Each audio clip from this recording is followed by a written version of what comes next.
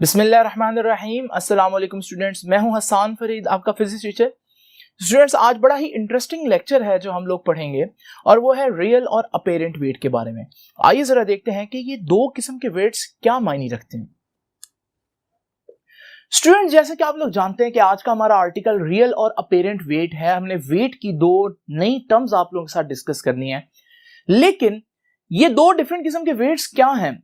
सबसे पहले बुक आपकी एग्जांपल देती है पेज नंबर 116 के ऊपर एक छोटा सा क्वेश्चन रेज करती है और वो क्वेश्चन बहुत वैलिड है कि आप लोगों ने किसी मूवी के अंदर या किसी वीडियो के अंदर जब किसी सैटेलाइट के अंदर का व्यू देखा हो तो आपने देखा होगा कि वो जितने भी एस्ट्रोनॉट्स हैं, जितने भी ऑब्जेक्ट्स हैं, वो उस सैटेलाइट के अंदर इस तरह से फ्लोट कर रहे होते हैं जैसे उनका वजन ही नहीं है। इसका मतलब जमीन पर वो वेट हम फील कर रहे हैं, लेकिन सैटेलाइट के अंदर कोई ऐसी वजह है जो हम वेट फील नहीं कर पाते। तो याद रखिएगा स्टूडेंट्स, ये एग्जांपल हमें ये रियलाइज करवाने के लिए काफी है कि वेट के डिफरेंट कॉन्सेप्ट्स हो सकते हैं। तो अभी हम वही डिस्कस करेंगे। सबसे पहले मैं ये जो पहली टर्म है वो डिस्कस करूंगा और वो है real weight. What is real weight? देखिए, 9th क्लास में हम लोगों ने यह डिस्कस किया था कि वेट क्या होता है। जब भी कोई चीज जमीन के ऊपर होती है तो जमीन उसको अपने सेंटर की तरफ एक फोर्स, जिसे हम फोर्स ऑफ ग्रेविटी कहते हैं, उससे पुल कर रही होती है। जब वो उसको पुल कर रही होती है तो आप एक किस्म का जैसे जमीन के अंदर धंस रहे होते हैं। अंदर चले तो नहीं जाते क्योंकि जमीन भी एक फोर्स लगाती है और वो आपको अंदर जाने से रोकती है, लेकिन आप जमीन की तरफ अपनी टांगों में एक फोर्स फील करते हैं। वो जो फोर्स है वो वेट है आपका। तो याद रखिएगा, what is real weight? Weight is basically, weight is the force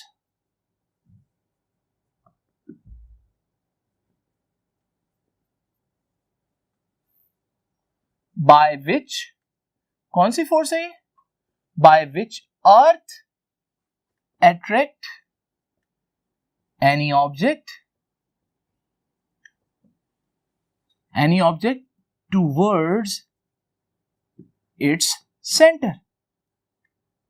जो अर्थ है वो किसी भी ऑब्जेक्ट को जिस फोर्स से सेंटर की तरफ खींचती है उसे हम बोलते हैं वेट। लेकिन वेट फील तो हम करते हैं लेग्स में, जो हमारे लेग्स में एक जमीन की तरफ प्रेस हो रही है उससे हमें अपना वेट फील हो रहा था कि यार मेरा कुछ वेट है।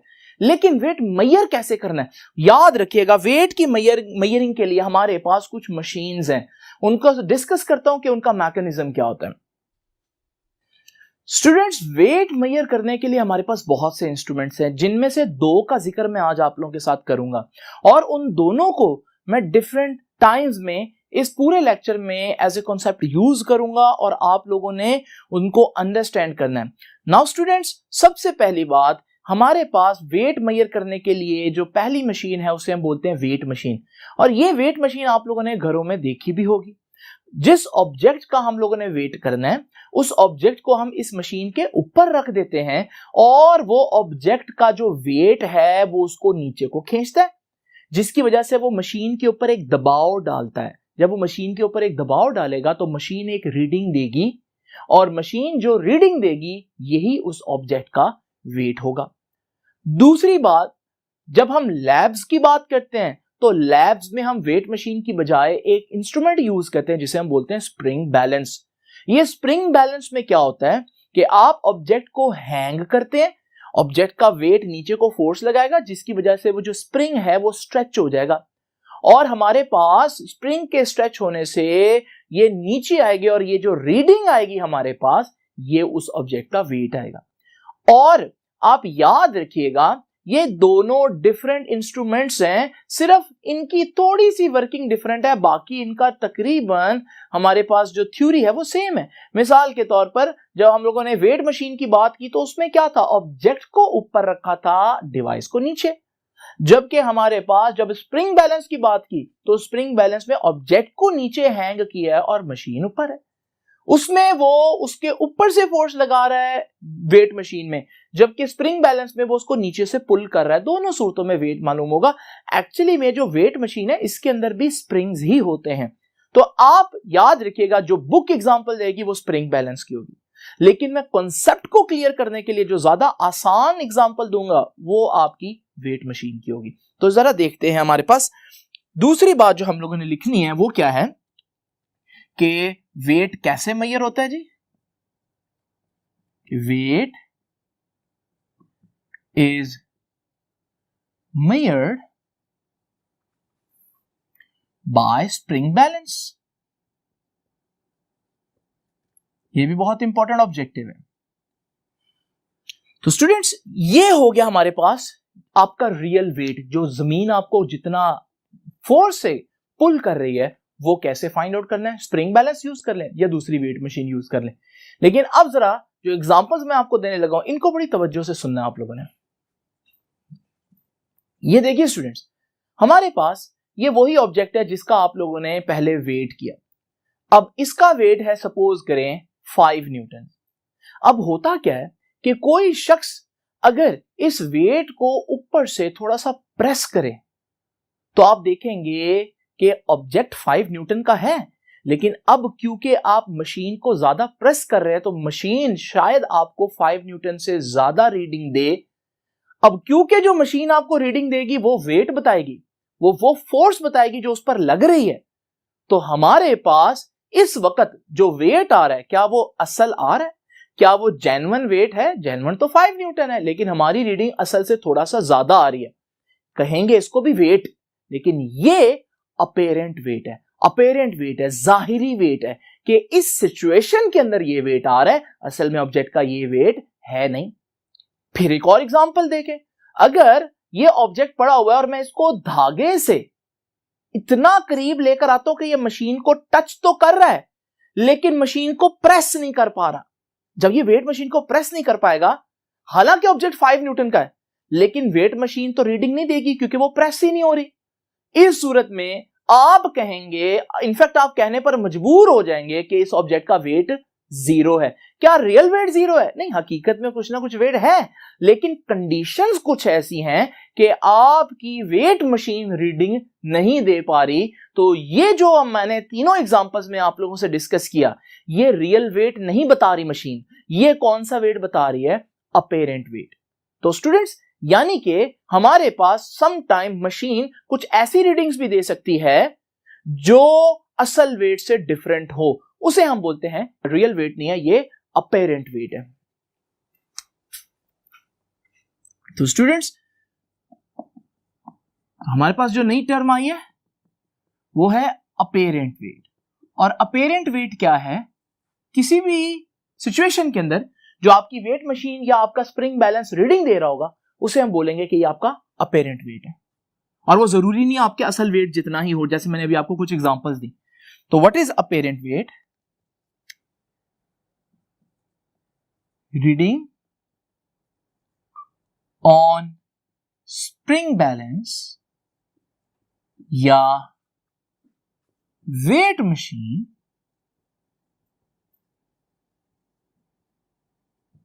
हमारे पास ये अपेरेंट वेट है।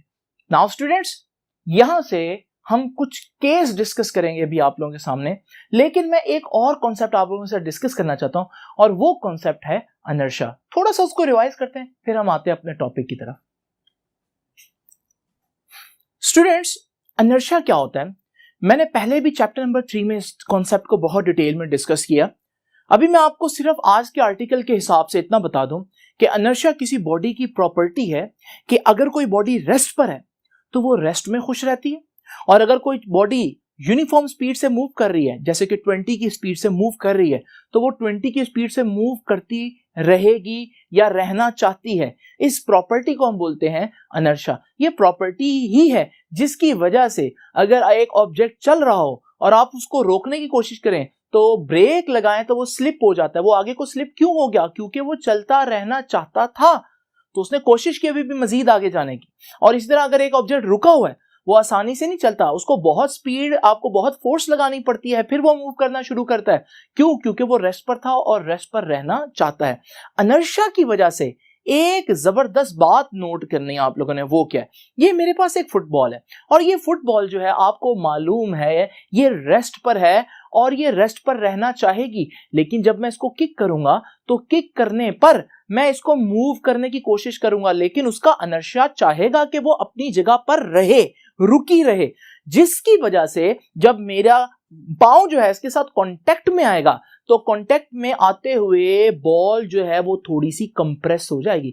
क्यों कंप्रेस होगी? क्योंकि बॉल ने कोशिश की अपनी जगह पर रहने की, मेरा पांव ऐसे आ रहा था तो मैंने बॉल को मूव करने की कोशिश की, बॉल ने रेजिस्ट किया जिसकी वजह से बॉल प्रेस हो गई।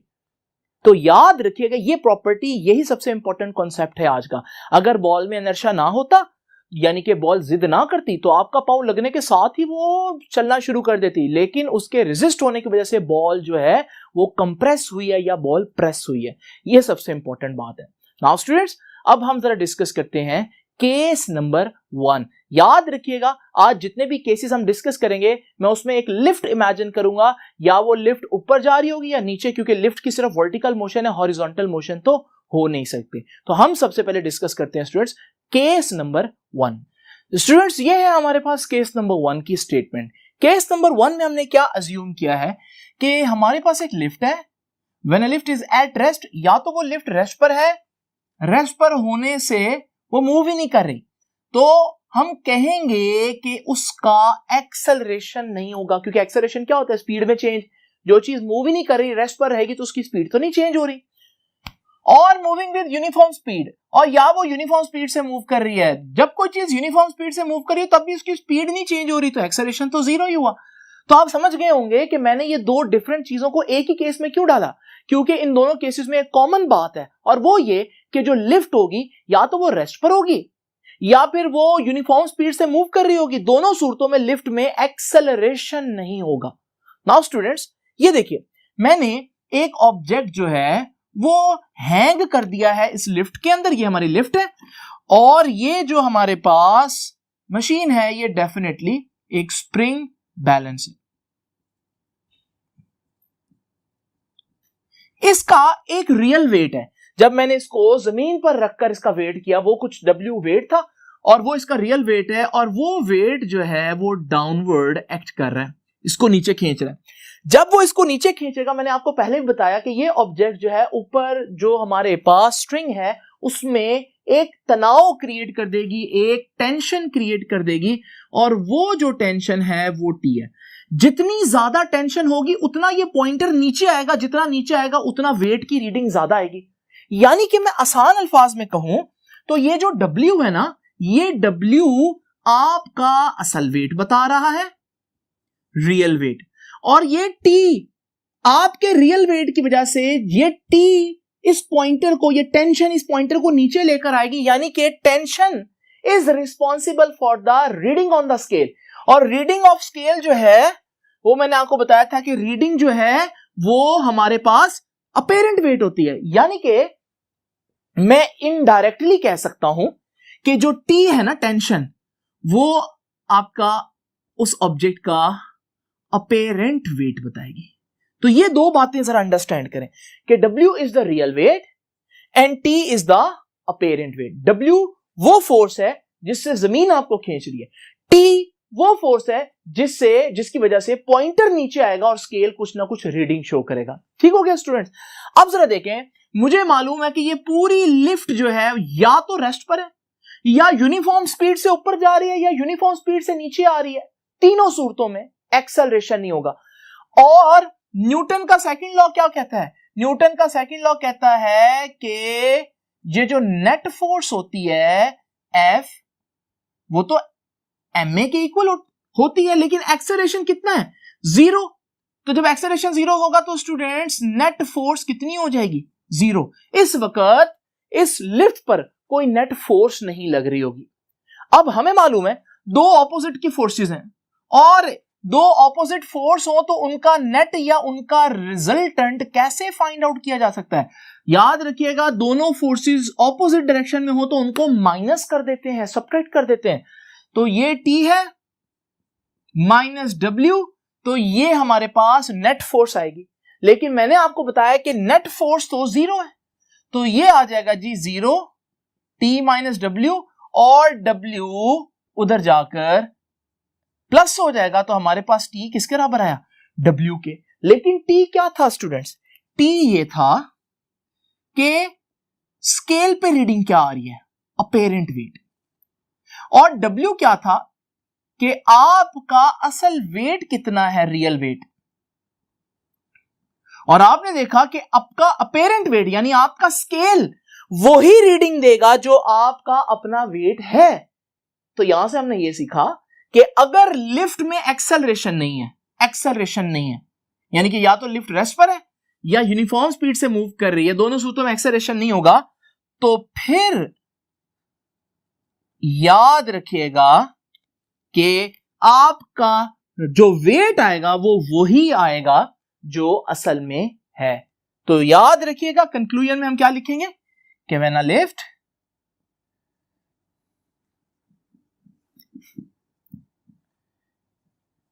इज एट रेस्ट, या तो रुकी हुई है, और मूविंग विद, या फिर मूव कर रही है uniform speed, then apparent weight, जो लिफ्ट जो हमारा स्प्रिंग बैलेंस बताएगा, then apparent weight will be equal to its real weight. यानी वेट में आपको कोई डिफरेंस फील नहीं होगा अगर स्पीड या तो यूनिफॉर्म हो लिफ्ट की या लिफ्ट रेस्ट पर हो। तो स्टूडेंट्स, ये हमारे पास पहले केस का कंक्लूजन होगा। आपको ये पहला केस पेज नंबर 117 के ऊपर ये जो पैराग्राफ है यहां से यहां तक, ये आपको इस केस नंबर 1 की सारी वर्डिंग मिलेगी, तो आप इसको हेडिंग दें केस नंबर 1 की। अब हम जरा देखते हैं कि केस नंबर 2 क्या है। नाउ स्टूडेंट्स, अब हम डिस्कस करते हैं केस नंबर 2। केस नंबर 2 की स्टेटमेंट में थोड़ा सा चेंज आ गया।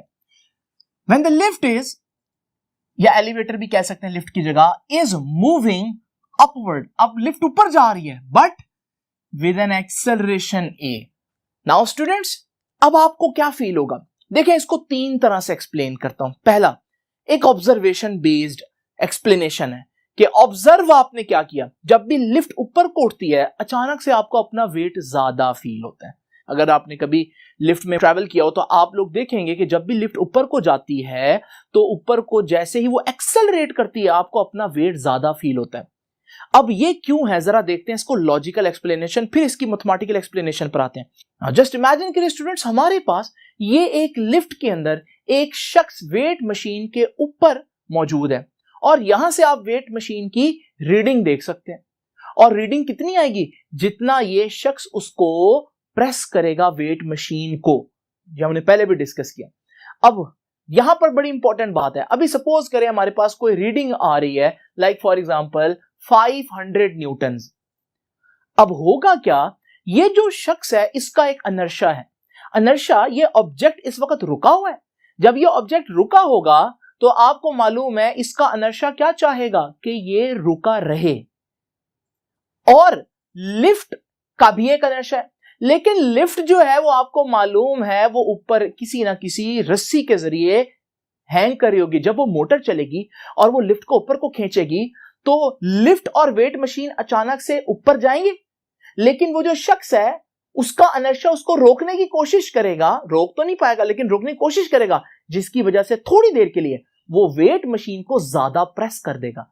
क्योंकि वो शख्स, इमेजिन करें जरा, वो शख्स उधर ही खड़ा हुआ है और वेट मशीन नीचे से ऊपर जाने की कोशिश करती है, तो वो उस पर ज्यादा दबाव डाल देगा, जिसकी वजह से अचानक आपकी रीडिंग चेंज हो जाएगी और रीडिंग 500 न्यूटन से सपोज करें 550 न्यूटन हो गई। ये जो अब 550 न्यूटन वेट है, क्या ये आपका असल वेट है? नहीं, लेकिन ये अपेरेंट वेट है और आपने देखा आपका अपेरेंट वेट आपके असल वेट से थोड़ा सा ज्यादा आया। तो लॉजिकली भी देखें तो हमें पता चल रहा है मशीन ने प्रेस हो जाना है तो वेट तो ज्यादा आएगा। और अगर हम ऑब्जर्वेशन देखें तो हमने फील भी यही किया, जब भी हम लिफ्ट में जाते हैं और लिफ्ट ऊपर को एक्सेलरेट होती है तो हमें लगता है वेट ज्यादा हो गया हमारा। अब देखते हैं मैथमेटिकली। ये देखिए स्टूडेंट्स, हुआ क्या कि मशीन ऊपर को गई तो हमारे पास ये अब अपवर्ड फोर्स जो है बॉडी के पास, यानी कि मशीन के पास ऊपर को एक एक्सेलरेशन है। ये अपवर्ड फोर्स जो टेंशन है जो कि हमारा वेट बताएगी, ये अब ज्यादा होगी और जो वेट है उसके मुकाबले में वो कम होगा। अब आपको मालूम है रिजल्टेंट फोर्स कैसे निकालते हैं। रिजल्टेंट फोर्स बराबर होती है T माइनस W। दोनों फोर्सेस जब ऑपोजिट हो तो उनको क्या करना होता है, सब्ट्रैक्ट करना होता है। लेकिन रिजल्टेंट फोर्स, न्यूटन का सेकंड लॉ क्या कहता है, रिजल्टेंट फोर्स तो F इक्वल्स टू ma होती है और T माइनस W। अब A जीरो नहीं है पहले केस की तरह, यहां A की एक्सेलरेशन की कुछ ना कुछ वैल्यू है, तो T किसके बराबर आएगा स्टूडेंट्स, T बराबर आएगा माइनस W, उधर जाकर ऐड हो जाएगा तो ये बन जाएगा W प्लस ma। ये W उधर जाकर ऐड हो गया क्योंकि ये माइनस है। नाउ स्टूडेंट्स इस इक्वेशन को गौर से देखें। इस इक्वेशन में T क्या है, T को तो मैंने पहले ही बताया हुआ, T आपका अपेरेंट वेट है जो आपके इंस्ट्रूमेंट के ऊपर रीडिंग आ रही है। W क्या है, आपका असल वेट। और आप देख रहे हैं कि आपके असल वेट में कुछ ऐड हो रहा है ma, और फिर आपके पास आपका मशीन की रीडिंग आ रही है। तो अगर ये 500 न्यूटन था सपोज करो, तो इस एक्सेलरेशन की वजह से ये एक्स्ट्रा 50 की रीडिंग आई और आपका आंसर बन गया 550 न्यूटन, जो मैंने एग्जांपल में सपोज किया ना। तो इसका मतलब याद रखिएगा कि अगर लिफ्ट ऊपर को एक्सेलरेट कर रही है तो भाई अपेरेंट वेट, जो आपका जाहिरी वेट है, वो थोड़ी देर के लिए क्या हो जाएगा, आपके असल वेट से ज्यादा। कितना ज्यादा, जितनी ये वैल्यू, क्योंकि वो ऐड हो रहा है। तो अब जरा देखते हैं इसका कंक्लूजन कैसे करना है। ये है मैथमेटिकल रीजन जो मैंने आप लोगों के साथ अभी डिस्कस किया। तो कंक्लूजन क्या हुआ कि when the lift is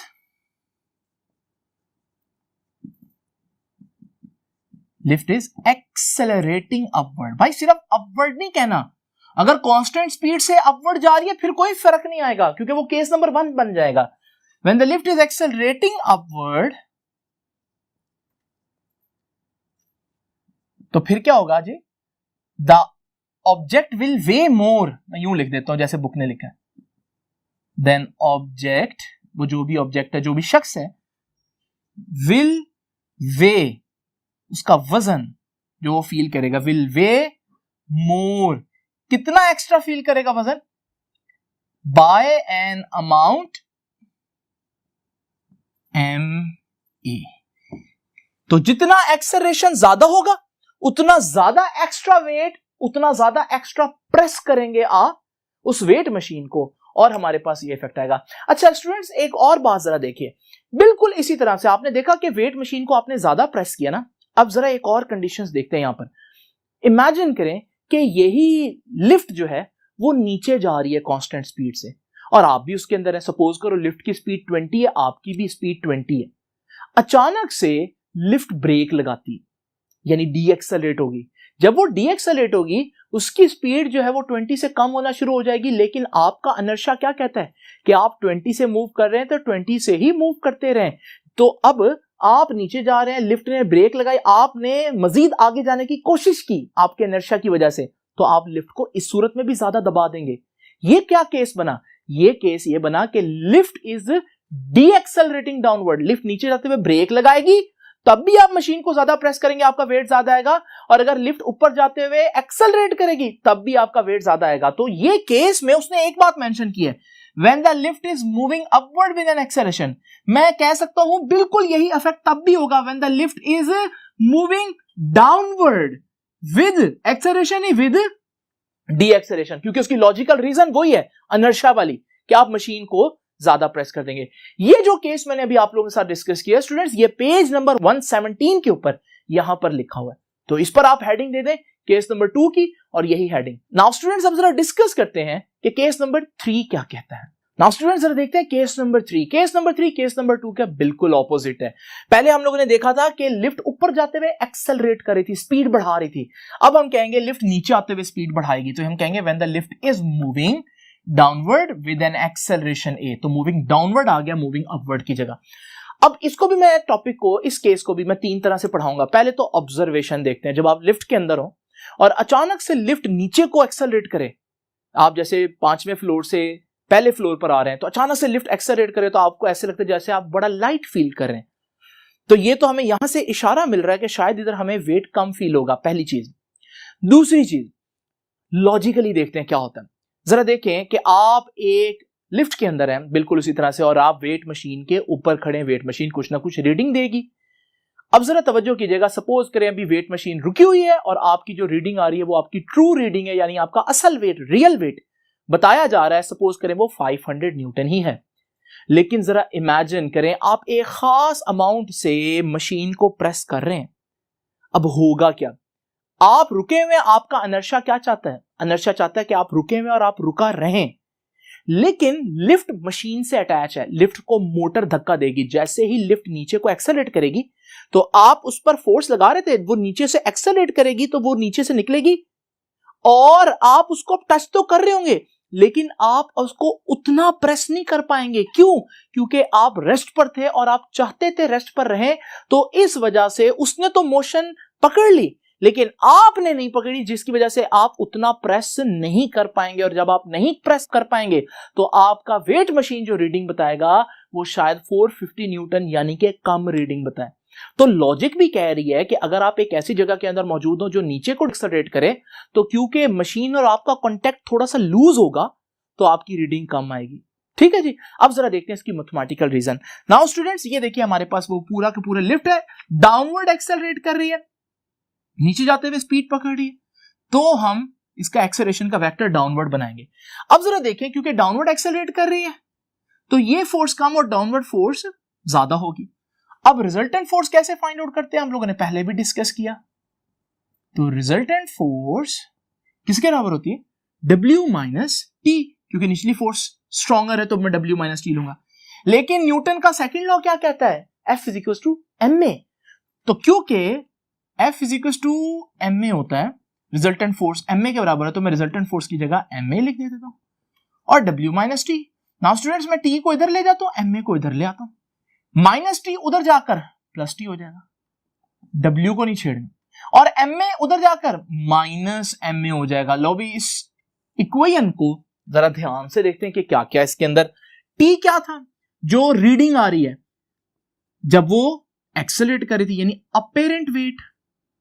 W क्या था? आपका रियल वेट, जब लिफ्ट में एक्सेलरेशन नहीं था, और आपके रियल वेट में से ये चीज माइनस हो रही है, फिर आपका अपेरेंट वेट आ रहा है। मिसाल के तौर पर आपका रियल वेट था 500 न्यूटन और आपके इस फैक्टर की जो वैल्यू बनी वो 50, तो ये माइनस होगा तो बाकी क्या बचेगा? 450। इस वजह से आपकी मशीन कितनी रीडिंग दे रही थी? 450 न्यूटन। तो रिजल्ट क्या निकला कि जब भी एक मशीन या लिफ्ट डाउनवर्ड एक्सेलरेट करेगी तो उसके अंदर के सारे ऑब्जेक्ट्स लाइट फील करेंगे, उनका अपना वेट कम महसूस होगा। उसकी वजह क्या है कि जमीन जो लिफ्ट है वो लिफ्ट के साथ उनका कांटेक्ट थोड़ा लूज होगा, टांगों पर जोर कम पड़ेगा, जिसकी वजह से आपको लगेगा जैसे आपका वेट कम है, और अगर आप वेट मशीन के ऊपर खड़े होंगे तो आपको वाकई में रीडिंग भी कम ही नजर आएगी। नाउ स्टूडेंट्स, देखते हैं कंक्लूजन। कंक्लूजन में क्या लिखेंगे, यहीं से आप स्टार्ट करेंगे कि when the lift is moving downward, या accelerating कह देता हूं, is accelerating downward with an acceleration a, तो क्या होगा जी? ऑब्जेक्ट, जो भी इसके अंदर ऑब्जेक्ट है, विल वे, वो अपना वेट कम महसूस करेंगे, will weigh less than real weight, अपने असल वेट से उनको वेट कम महसूस होगा। कितना कम महसूस होगा? जितना ये फैक्टर होगा, बाय एन अमाउंट m, इतना कम। पिछले केस में हमने देखा इतना ही ज्यादा महसूस होगा। तो अगर लिफ्ट ऊपर को एक्सेलरेट कर रही है केस नंबर 2 में, तो फिर आपको अपना वेट ज्यादा फील होगा, क्योंकि लिफ्ट आपको ऊपर को एक्सेलरेट करेगी तो प्रेस करेगी, और आप क्योंकि रुकावट, आप क्योंकि रेजिस्ट करेंगे इनर्शिया की वजह से, तो वो प्रेस की वजह से आपको अपना वेट ज्यादा फील होगा टांगों में, और अगर वेट मशीन रखें तो उसमें भी ज्यादा आएगा। और इसी तरह से थर्ड केस में हमने क्या देखा कि अगर आप और वेट मशीन इस तरह से है, तो जैसे ही लिफ्ट नीचे को डीएक्सेलरेट करेगी, आप क्योंकि चाहेंगे आप रेस्ट पर हैं तो रेस्ट पर रहें, या जो भी स्पीड आपके पास वो वही रहे, तो जब ये अपनी स्पीड बढ़ाएगी तो थोड़ी देर के लिए आपका कॉन्टैक्ट लूज होगा, जिसकी वजह से आप उस लम्हे उतना ज्यादा प्रेस नहीं कर पाएंगे, तो आपका आंसर थोड़ा सा कम आएगा वेट मशीन के ऊपर। अब स्टूडेंट्स याद रखिएगा, यहां पर भी एक और केस बनता है। जरा स्टूडेंट्स इमेजिन करें, इससे मिलता जुलता है एक और केस। जरा इमेजिन करें आप फिर से उस लिफ्ट के अंदर मौजूद है, एक वेट मशीन के ऊपर। वेट मशीन आपका वेट बता रही है फॉर एग्जांपल 500 न्यूटन, और अब ये लिफ्ट जो है पहले तो ये नीचे जाते हुए एक्सेलरेट कर रही थी, अब ये लिफ्ट ऊपर जाते हुए डी एक्सेलरेट करेगी, यानी ऊपर जाते हुए अपनी स्पीड कम करेगी। इस सूरत में क्या होगा जरा देखते हैं।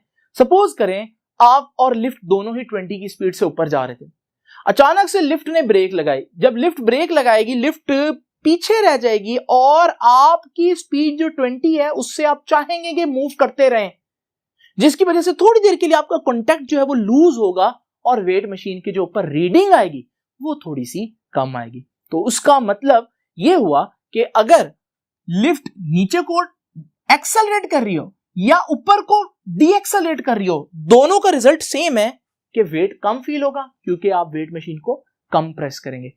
ये आपको जो थर्ड केस है, ये भी पेज नंबर 117 के ऊपर ये पैराग्राफ नजर आएगा, तो इसके ऊपर भी हेडिंग दे दीजिए। अब स्टूडेंट्स हम चलते हैं लास्ट केस की तरफ, जो कि सबसे इंपॉर्टेंट केस है। स्टूडेंट्स अब जरा हम डिस्कस करते हैं लास्ट केस। लास्ट केस बहुत इंपॉर्टेंट है। जरा देखिए लास्ट केस की स्टेटमेंट, लग रहा है जैसे वो स्टेटमेंट है, when the lift is moving downward with an acceleration, लेकिन अब जी आ गया है, और जी क्या होता है 9.8 मीटर पर सेकेंड स्क्वायर। जब कोई चीज इस एक्सेलरेशन से नीचे आ रही हो तो स्टूडेंट्स वो नीचे आते हुए नहीं बल्कि वो गिरती हुई महसूस होगी।